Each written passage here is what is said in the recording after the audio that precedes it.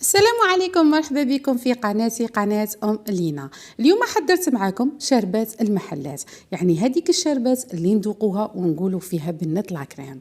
هنا اعتمدتها معكم بمقادير مضبوطة ناجحة 100% ومن أول استعمال.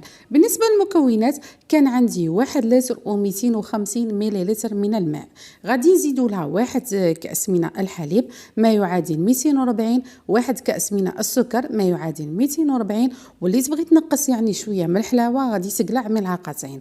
نزيدوا لها 2 ملاعق كبار من الشونتيلي بودره، يعني هذا السر اللي يخلي هذيك البنه تاع لا كريم فيها.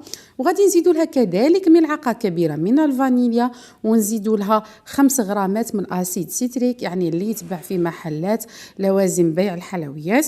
ونزيد كذلك ملعقه كبيره النصف تاعها من عطر الليمون والنصف الاخر من عطر الليمون، يعني عفوا عطر الفراوله. صدقوني هاد العطرين كي غادي نخلطوهم في رحبه غادي يعطونا هذاك الذوق تاع لا كريم وهذيك البنه اللي ما نشبعوش منها.